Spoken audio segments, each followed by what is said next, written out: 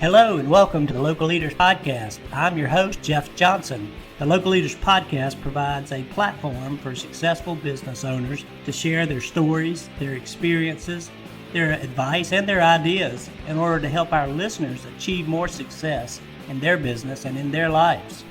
Get ready, another great show is coming up.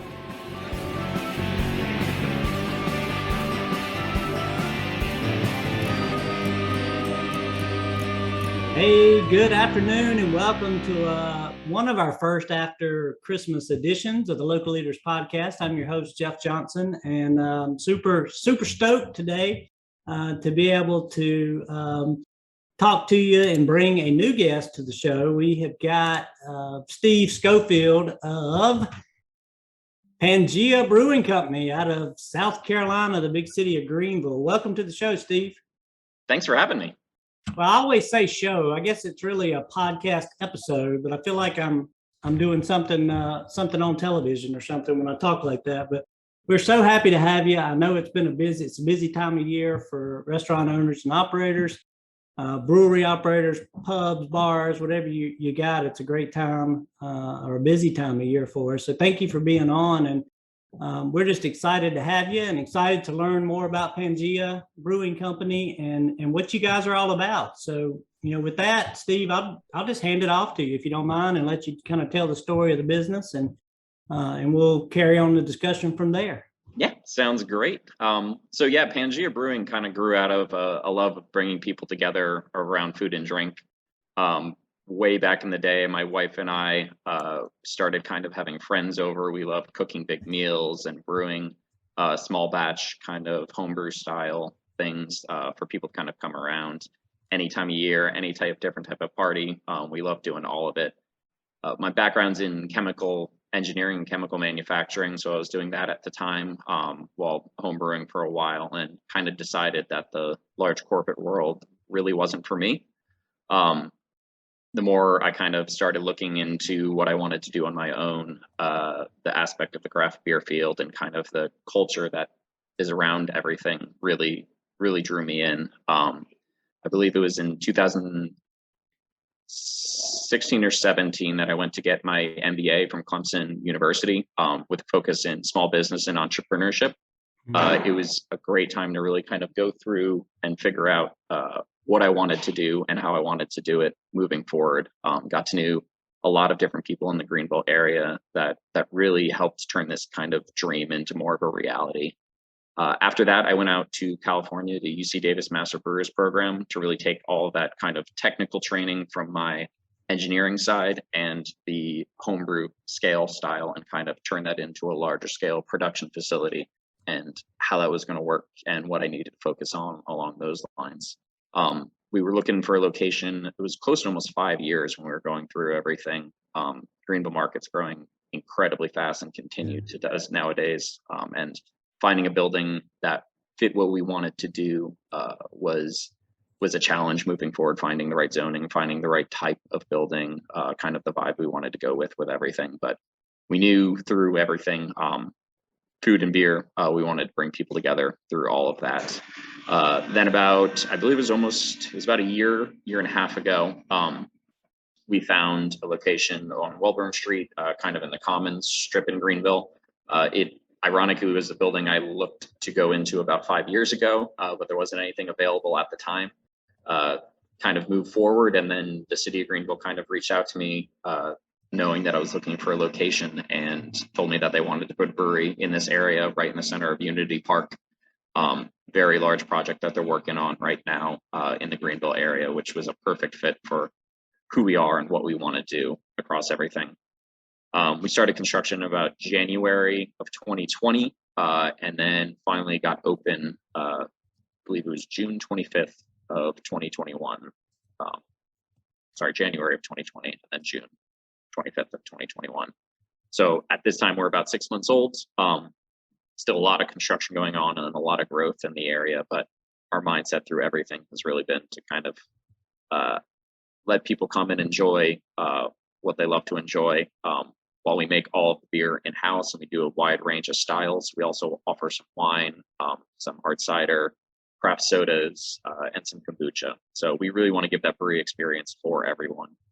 From the kitchen side, we have a phenomenal staff back there that we do wood fire pizzas, salads, and shareables. We really feel like that's the feelings of those different foods work so well together, kind of coming around, try a bunch of different small things with it all. And our head chef, Ethan, has done a phenomenal job kind of curating that menu, taking kind of a similar approach I do to a lot of my beers, where we use almost all locally sourced ingredients. All of my malt is craft malts from there, but we take inspiration from all around the world. So we try to use those local ingredients and transform them into something new, something different that maybe not everyone has seen before, something that lets people kind of step outside their comfort zone just a little bit and learn as they do it. At the same time, we do have our craft light lagers, we do have our pepperoni pizzas, we have those traditional styles too. So we really want to build a community around enjoying each other's company, having a good time. And as you were telling me earlier, that's kind of the whole theme of Pangaea and bringing everybody together all across the world. And that was a great story about the name. And for those who don't know, like I didn't, what Pangaea meant. And it sounds like everything that you're doing is really a strong execution on that on that inspiration for what you tried to create. I love the food and the shareables. It just sounds perfect. It sounds relaxing. It sounds cool. It sounds like a fun environment. So good job. Thank you. Yeah. Yeah. And are you downtown? Are you in that central area of? Yeah. So while we're not Main Street, we are not even a quarter mile from downtown Main Street, Greenville. So it's the new Unity Park, is we're right centrally located. I always get the two numbers confused. It's either a $40 million 60-acre park or a $60 million 40-acre park that the city's been planning for, I feel like it's decades at this point. It's I will say, with all the growth in Greenville, why one of the huge reasons that I love it here and why we chose to open up here is because they really are growing responsibly and with a vision in mind the entire time. So instead of just slapping up stuff here and there and just seeing what happens, there seems to be a conscious decision in the direction they're going with everything. And it's really showing in the growth and the population growth in the area. So we're super, super excited to be here. Our outside space is literally a step onto the Swamp Rabbit Trail, which is one of the biggest attractions in Greenville, in my opinion. So we have bikers and runners coming in all the time on our trail side door. And then our roadside door is completely different side of the building. So we joke we don't really have a front entrance here at all times because most of the people come in off the trail more than anything else. Yeah, that's awesome. What a great way to either begin a walk on the trail or end one. Exactly. A little bit of each sometimes. So yeah. I think if I were trailing, I would start and end at Pangaea. Exactly. Burn those calories off early so then you can kind of get rid of them again then later. So yeah, that's exactly right. It's always good to have a beer before you have to walk, especially as you get older. That's awesome. I can just envision kind of that whole area. And I'm curious that, you looked for a long time for the building and stuff. Did you end up, I guess that whole project, was there a developer involved that owns all the property, or did you have to buy the building, or kind of how did that go? Oddly enough, so we're renting right now. We tried to buy the building. The building owner, very smart, held on to the building. He bought it for a penny only a few years ago, and this area is just booming right now too. Construction's still not even finished, so wasn't really a price tag we could afford to purchase. But so there's about 100 to 150,000 square feet of kind of connected building, all kind of dubbed the commons area of where we're at. My building owner owns 10,000 square feet of that space, and the rest is owned by a developer, kind of working through the entire other space. I think another 10,000 square feet is owned by the city, that they're putting in a large rentable event space next to us. So we're kind of the small fish, big pond kind of thing. But while we do have a developer next to us that we work very closely with, since it kind of affects everything that we do here, we're not technically under their umbrella. for that. Gotcha. Yeah, and I was thinking longer term, in terms of growth and development. I know we're going to get to that of, kind of what your future plans are, but let me backtrack before I get there, because that's toward the latter part. I want to talk about where you're kind of heading and what you guys have in mind. But being so freshly new and open and doing all this during the pandemic, your construction, I guess, was all through the initial part of the pandemic, and then you kind of opened up at the good end of it. Although now we're wondering if we're going to have another bad end. Yes. How, what kind of challenges have you run into? Kind of what's different than, what did you not anticipate? Any major obstacles that you were able to overcome during this early stages? Yeah, so there was a few ones that are kind of hit us early on and have kind of trickled through the entire time that we have opened up. With kind of the pandemic going on, there's no real good history or good idea of where the market is and where it's going right now. So it's really been a moving target for us to kind of figure out what our customers want, and what they feel comfortable doing, where they feel comfortable going. One thing we've actually pretty largely changed our business model on is originally we had some small takeout options for beer, and some obviously food takeout options, but we kind of went back on that and bought a full canning line, to kind of really start upping that production from day one, just because there's such a high demand for it. I think disregarding even feeling comfortable or safe in the space, people are used to kind of going home and having their restaurant, their brewery experience on their couch. They enjoy it, and that's kind of something that's continued on, and I don't foresee going away anytime soon. So kind of shifting those mindsets, using all that traditional data where we did our business plan, where we set up our pro formas, kind of look through where we wanted to be, what kind of foot traffic. It's definitely been a change from day one. It was something we weren't planning on getting into for a few years even, that has kind of fast-tracked because of our current situation.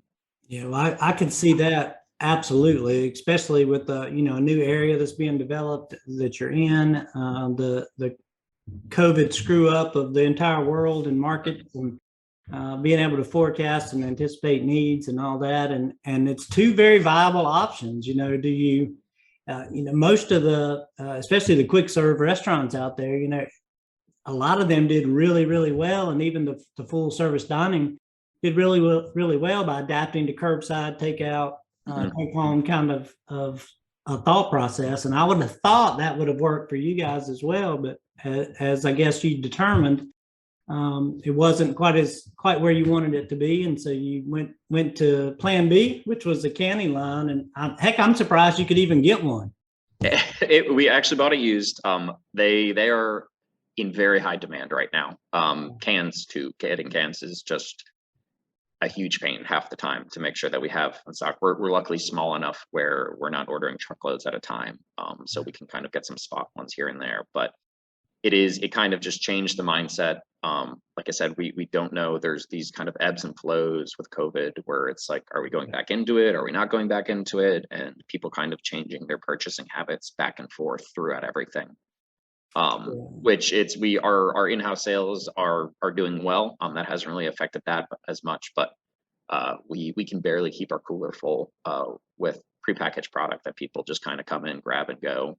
We also we can can anything directly from our taps. So we do have that option for anybody who wants to come in and pick something off the board that we don't have prepackaged. So we really want to give everyone kind of that brewery experience, and quality experience as much as possible on their couch has been something that we've really pivoted from day one. We kind of had a good idea of it before we opened, but trying to figure out, navigate where COVID is going is like throwing a little wall and seeing what sticks. That there's not a tried and true answer for all of it. So trying to look into the magic ball and seeing what's coming in the future has been tricky. But it's all about creativity and flexibility, in your business, your plan, your operations, your food, your ingredients, everything is just exactly. You've got to be very agile to keep up. Exactly. And not to mention, while our trail site opened up, I think it was about 2 months after we had opened, The front of our building is basically, because there's so much construction going on and the location that we're in, it just looks like an active construction zone half the time. So we're constantly kind of battling new construction on the road. They've closed down our road dozens of times at this point. They used to use the front of our building as a staging area for construction going on at the park. So it's going to be fantastic when it kind of starts to open up in April. But these first few months, we've kind of had to navigate working with different city officials and different construction companies and seeing what's going on. They've been phenomenal to work with. But at the same time, water cutting off, gas cutting off, electrical cutting off, trying to figure out when and how and where has also been a huge moving target for us, which has been one of the main things we want to focus on is making sure that people know that we're open and that you can come in here. We did fly under the radar marketing wise from the beginning for a strategic reason.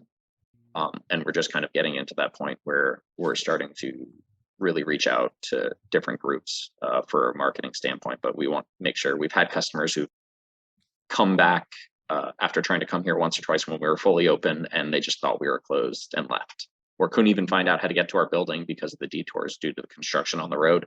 Yeah. And those are the people who decided to come in. That's not anybody who kind of drove around for 20 minutes and were like, I'm out, I'm done. I'm not going to go find this place. It's not worth it. We'll figure it out later. So trying to navigate that has been very interesting. You know what that reminds me of is I lived in Danville, Virginia for a couple of years, and I don't know what was going on, but there was something that was happening all the time where people were hiding these painted rocks, and especially on the walking trails and river trails and all that kind of stuff. And if you found one, they just blow it up on social media. Anyway, it almost became a game. And so I was just thinking while you were talking, I'm like, okay, Steve and the team need to figure out how to make a game out of finding the ball. Treasure map to us right now. So and give a reward or something if somebody arcs their way through all the construction to get there. I don't know if that's possible, but that's just what it reminded me of. Maybe you can find a way to turn it. We're open to all ideas at this point. I mean, we get, I would say 70-80% of our foot traffic comes through the trail side door at this point, because we're right on the trail and there's no missing us. We look open on that side for sure. It's really the roadside that's kind of a pain, just because of everything going on. And it's gonna be great in a few months.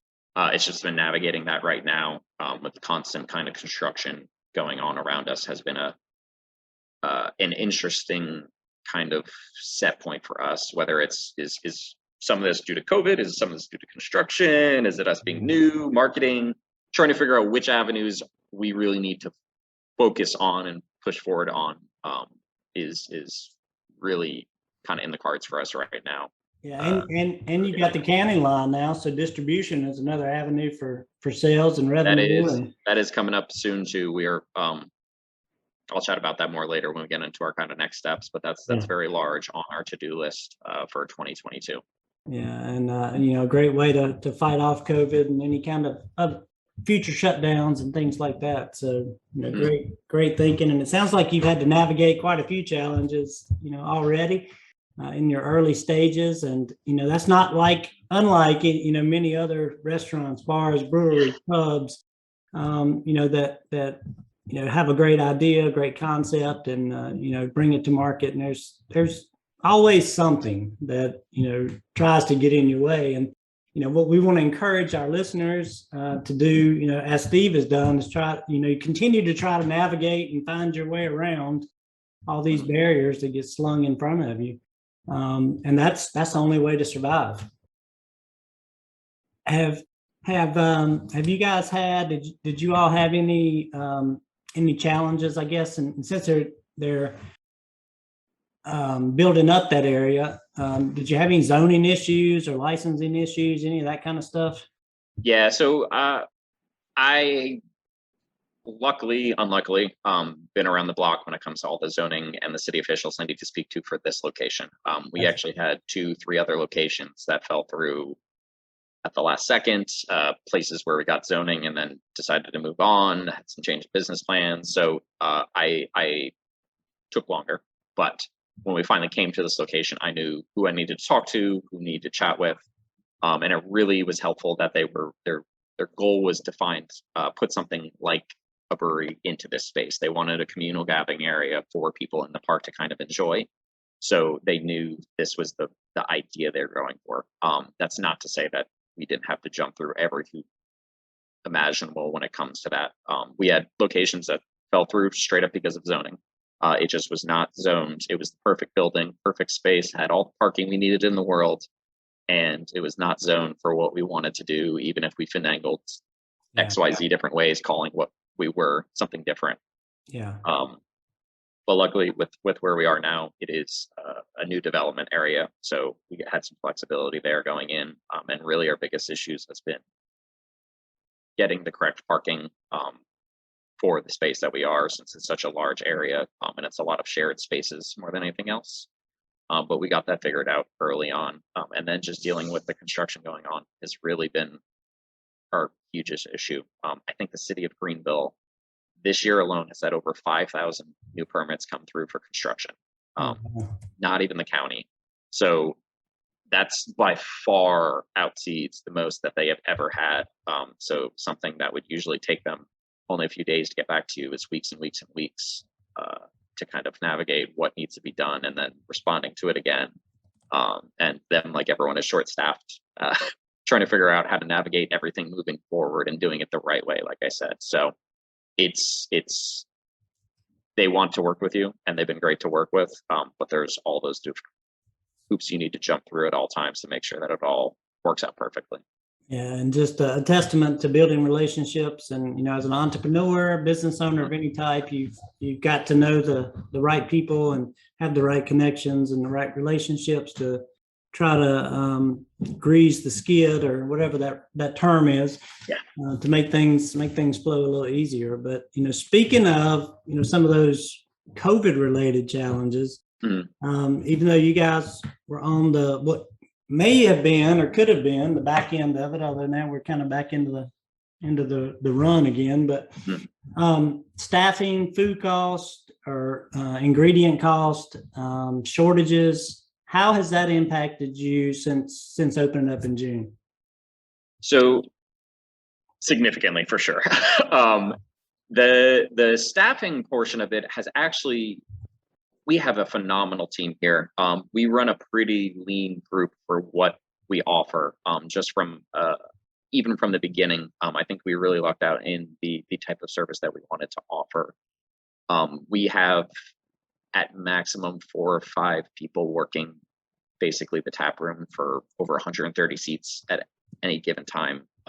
We have 2 to 3 people in the kitchen at any given time, and can keep up with demands for what we do. So it really makes it easier that we can find the best people possible to jump in there.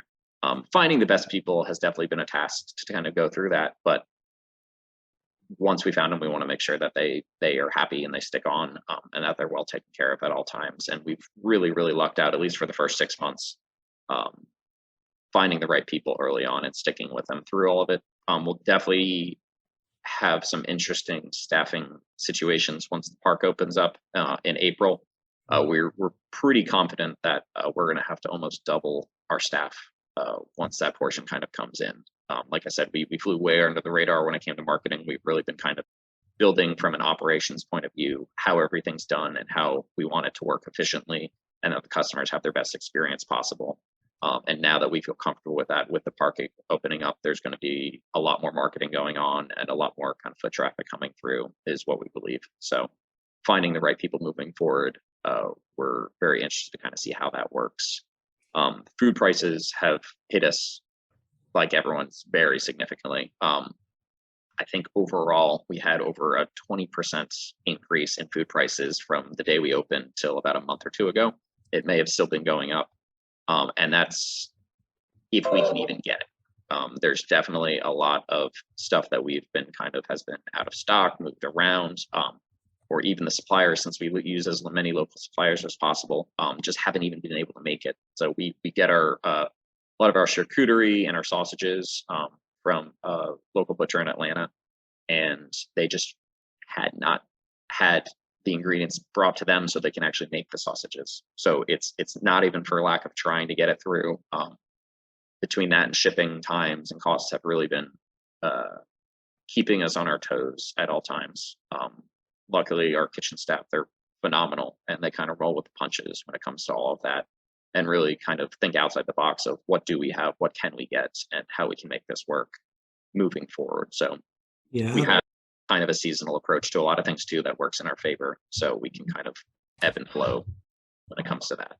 Well, that's very helpful, because being flexible and, in your food options especially is critical today, because you don't know what you're going to have from one week to the next. And also, you can adjust on the cost side, when this thing goes up, maybe you can switch off to that thing, and then it all comes back to, how do you get that out? How do you deploy all these changes, like in pricing and menus, and Mhm. when we get to the whole technology conversation about, QR menus and or digital menus, whatever wordage or verbiage you want to use. Have you guys gone there, or using paper menus? I mean, let me just switch gears to technology a Yeah, little bit. for sure. What are you using? What's working? What's not working? How do Yeah. you adapt? So we from day one really wanted a seamless transition when somebody came in. Whether they could order food from the bar, they could order food from their table, or they order their food from an individual kind of walking around. We also, with that kind of brewery mindset, people like getting up, they like going outside, they like Yeah. playing some games, moving around. We wanted that to go as, once again, flawlessly as possible, where people can kind of get up and move, and they're not at the same table, they're not using the same server. So while we do have people kind of walking around and can take orders, they're not designated to tables. It's not, hello, my name is Steve, I'll be taking care of you today. We have QR codes on every single table.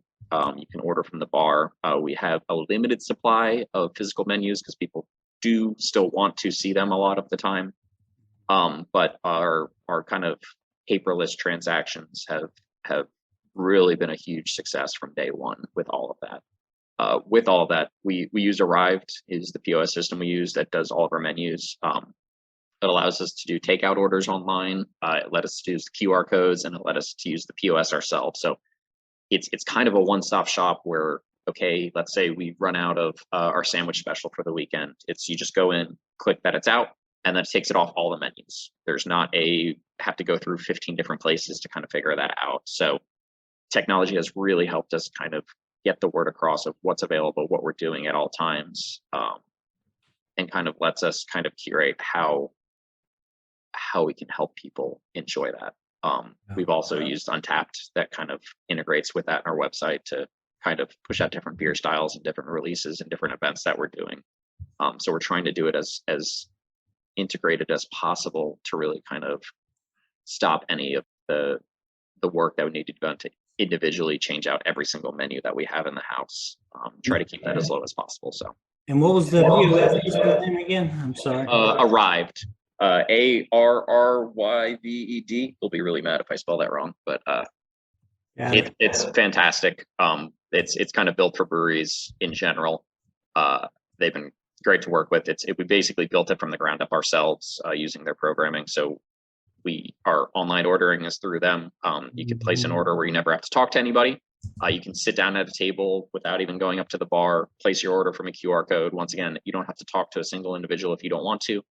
But we do have some of our servers walking around that have tablets that can kind of help anybody, or you can come right up to the bar, order your food, order your drink, chat with a bartender that way. So we kind of want it to be pick your own experience as much as possible. It has run into some issues, not even issues. There's a lot of kind of teaching the customer how we operate here. We've run into, it's not an issue, it's definitely a good thing, but almost a crisis of identity with our kitchen staff. Just, I mean, honestly, pumping out some of the best food in Greenville. A lot of people show up at a brewery and don't think the food's going to be good, or even though they're going to have food. And a lot of people come in for the food specifically. They just order food to go. They come in and eat. They're not even interested in drinking, which is totally fine with us.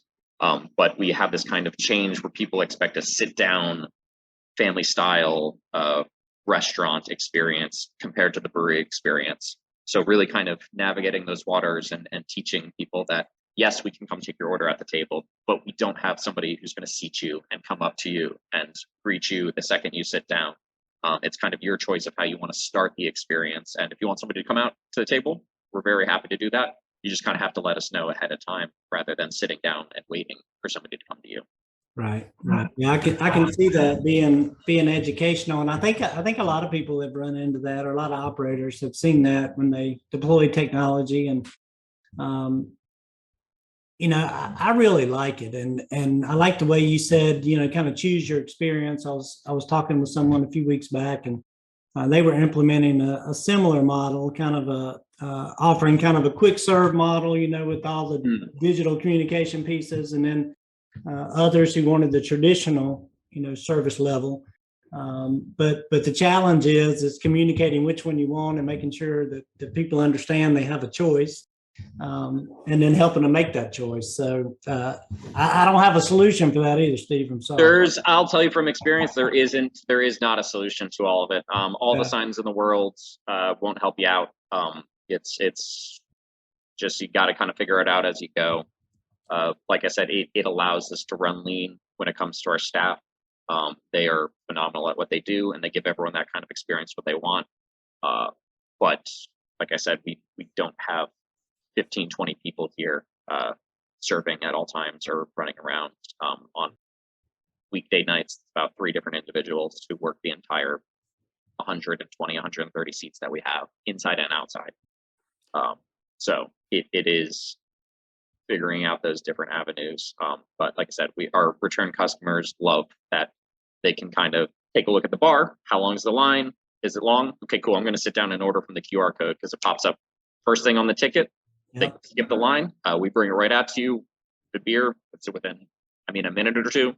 If it's the kitchen, it goes right into the rolling line of everything else. So they don't see its different transition from one or the other. So the more that customers understand how they can kind of work around here, the better the experience is for them even.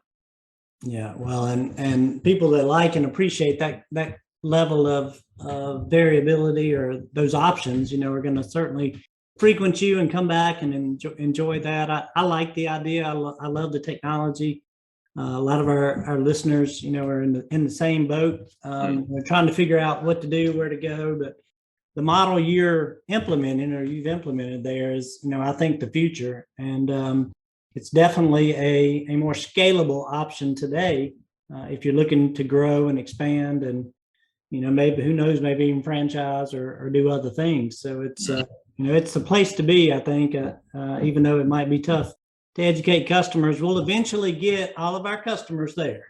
Yes, it is one thing I will say that COVID helped with was the QR code idea, because I can't even fathom the work the hoops we'd have to jump through to kind of teach people how to use a QR code, how to take out your phone, take a picture, link to the website, where COVID kind of forced that option out there where everyone had to learn how to do it to begin with. And now it's not second nature, but everyone sees it and they're like, I understand what that is. I understand how to use this. And we overcome that hurdle without even having to do anything about it. It's more kind of teaching people that is the option, one of the options that you can do here, instead of being the only option. I think you're dead on, and a lot of people struggling with the same thing, educating customers. But heck, that's half of business anyway. Yes, it is. Is trying to do that, and as you crank up that marketing engine and start to get the word out more, with videos and clips and things like that from podcast or from videos you guys do online, and in the future, I'm sure that won't take long to get the word out, and people will be able to find you because the construction piles will disappear. And we have a concrete pad as of 2 weeks ago, which is a huge upgrade from the dirt pit that was in front of our building beforehand. Oh man, you see, you're moving on up, like George. Exactly. Moving on up. Well, that's awesome. So, from you said you kind of low keyed the marketing. The marketing components. What do you intend, or kind of what are you thinking from a marketing perspective going forward once you're ready to roll out all the way? So we're kind of in that phase right now, figuring out exactly where we want to spend our time, effort, and money when it comes from a marketing point of view. We've been going very hard on social media from the beginning. As I believe I mentioned to you earlier, but my wife is in digital marketing, does kind of pay-per-click, SEO realm, so she understands how that world works way better than I could even explain, to be honest. Yeah. So we are looking to do that. We are gearing up to do more podcasts like we're doing right now, doing more video clips, more traditional marketing in the area, looking to partner with different organizations and hotels for those different things. We really, like I said, wanted to focus on the operations. We wanted to make sure we didn't overwhelm our staff and ourselves from day one. So we know on a busy night, on a busy day, how to handle everything and make sure that everyone's having the best experience possible. Customer service is number one to us with everyone coming through, and we want to make sure that it's no matter what time of day, who's here, what's going on, they're getting the same quality experience every time. And that was important to us to make sure that we didn't get overwhelmed from day one to kind of work out those issues. And I think we're getting to a good point now to kind of figure out everything like that. But trying to figure out the next steps when it comes to marketing. Like I said, the park is opening up in April officially right now, which is it's a big old question mark when it comes to what we want to do moving forward. It's a good question mark. I don't really foresee any negative impacts of the park opening and people being able to see our business. But trying to navigate how much marketing we need to invest into and also what avenues we need to invest to is what we're trying to figure out now. We have realized that our return customers are fantastic. They log in, pretty much everything new comes through our Instagram page and Facebook. But it is kind of preaching out to an echo chamber. We're not reaching new customers using the Instagram more than anything else. But our existing customers can see what sandwich special we have on the weekend, what new beers do we have planned, what type of trivia do we have this week. So we need to kind of figure out the right avenue to let more people know what we're doing here and how we're doing it. Yeah, and I think, like you said, it's gonna be tremendously different when the park opens, and the construction, all the mess and dirt and debris is all gone, and people can see you. You may have so much foot traffic out there that you'll be fortunate to not have to reach out to new customers, because they'll be walking by every day seeing you and wanted to pop in and have that first experience, and you deliver the service they're looking for, and then you've got an engaged existing customer. So hopefully that will draw a lot of people for you, and maybe keep your costs down on the marketing side. Yeah, that's, like I said, we got big question marks coming up this next year, and that's what we're focusing on. We're trying to be as proactive about all of it as possible, but at the same time, there's some things we just don't know what's going to happen. Construction, we know it's going to happen. We don't know how it's going to affect us. COVID, who knows what's going to happen in the next year or two, and how those kind of ebbs and flows of the business kind of work. So yeah, you're exactly right. Well, speaking of kind of who looking out there at the future, and I just look down at my time, and time always flies by when I'm talking to someone like you. And when you're talking about your own business, it goes even faster probably. But I wanted to make sure I got in and had a conversation about what the future for Pangaea looks like. What are you guys planning, looking at, thinking about? I know we touched on it on a couple of things here already, but just kind of taking a broad look. What's the future look like out there? Yeah, for sure. I mean, we've got big kind of 5-year, 10-year plans moving through. Really, like I've been harping on, park opening is really our big question mark right now of what avenue we decide to kind of move forward with. Right. There's also different laws in South Carolina that are changing that can open up different things that would be more beneficial to us compared to others. But at this exact moment, we're kind of watching how our production can kind of scale, if we can handle how much we can handle distributing after the fact. So once that park opens in April, we're planning to kind of get into some sort of distribution in late summer, I would say. The size of that kind of depends. We have the capacity to kind of expand our fermentation cellar and everything, almost doubling it at that point, which would be super helpful to kind of start pumping out some other products that way. But really, more than anything else, a distributor allows us to go to different events around town. So right now, we can't bring our beer to anything outside of our premise just due to the current laws. So having a partner like that will allow us to go to different events, kind of getting our word out there, marketing more than anything else, and really getting people to kind of enjoy the product at different spaces. Like I said, we really see this brewery experience at home or restaurant experience at home being something that's going to stick around for a while. So we're really trying to gear ourselves up for that moving forward, whether that's focusing on takeout, focusing on prepackaged products, and still offering the same quality things either way. With more long-term plans, really kind of depend how the different laws kind of affect. There is potential for us to have, I believe what they're calling is like a satellite tap room, where we wouldn't have to go through a distributor to basically sell our beer to ourselves again at a different location.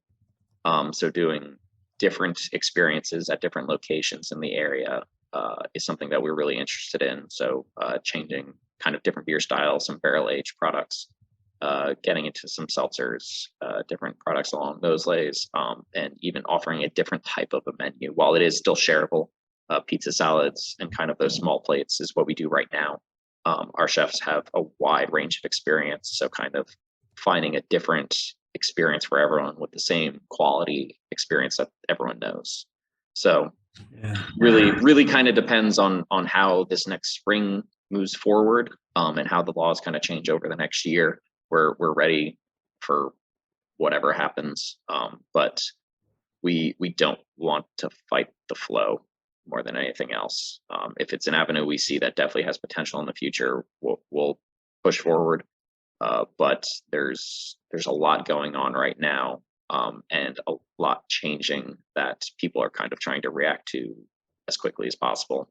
And luckily, we're in a good spot now that we're so new still that we're able to kind of react to those different changes as efficiently as possible and as nimbly as possible to kind of capitalize on that and see where the growth really takes us. It's always helpful to go with the flow as opposed to going against it. So I see your point, and you're kind of in a wait and see mode to see how the park fans out and how that works, and legislation and regulations and all the legal stuff to see where that goes, and finding ways to expand the business. And as you said, and what we always like to tell our listeners is there's always more than one way to skin a buck, as we would say in the South. And growth does not always have to be all these locations all over town or all across the neighboring states. You've got multiple options within your own business to be able to expand and grow revenues. And the really most successful, I guess, restaurateurs, owners, operators that we see find ways to squeeze every penny, every dollar they can out of that current capability, before investing in something broader. So looks like you guys are on that track, and I'm sure you're going to be seriously successful over in Greenville. So we're looking forward to it. Awesome. Yeah, thank you so much. It's been a blast to be on here. Yeah, well, it's been awesome talking to you. Any final thoughts, words of wisdom, things you meant to mention or talk about that I want to ask you? Like I said, it's been a long process for me to get here, but it's been worth every second. Persistence is key. Kind of going with the flow, yes, but sticking to your guns and kind of moving forward. As many hurdles as get thrown in front of you, you can kind of get through if you believe in what you're doing and you really are passionate about what you do. So it's worked out great so far for me.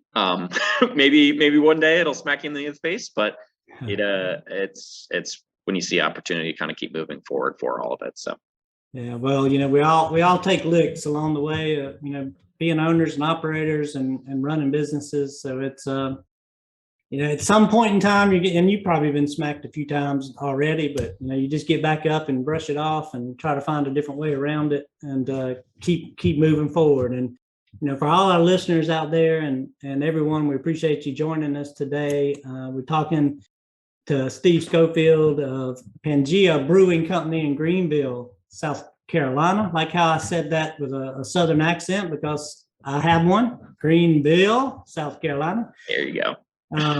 They're our neighbors. We're over here in and around Greensboro, North Carolina. So it's nice to have a fellow Carolinian on the show. Steve, for all that you're doing in Greenville, I know everyone appreciates you locally. And for those who haven't found you yet, please go find Pangaea Brewing. Find Steve and his team at 115 Wellborn Street. We're going to have the website up on the screen as well. For those of you listening, the website is pangaeabrewing.com. So the website's perfect, and the Instagram or Facebook at Pangaea Brewing has all of our most up-to-date information, releases and everything along those lines. But you can really get a good feel of who we are checking out the website, and they'll link back and forth. So absolutely, you guys have done a beautiful job on that. So everybody check them out, get down there, enjoy a beer, enjoy some good food, and support Steve and his team. And again, thank you so much for being on our show today, Steve. We really appreciate it. Yeah, thanks for having me again. And, for all our listeners, thanks for joining us for another episode of the Local Leaders Podcast. I'm your host, Jeff Johnson, and I look forward to seeing you on our next episode.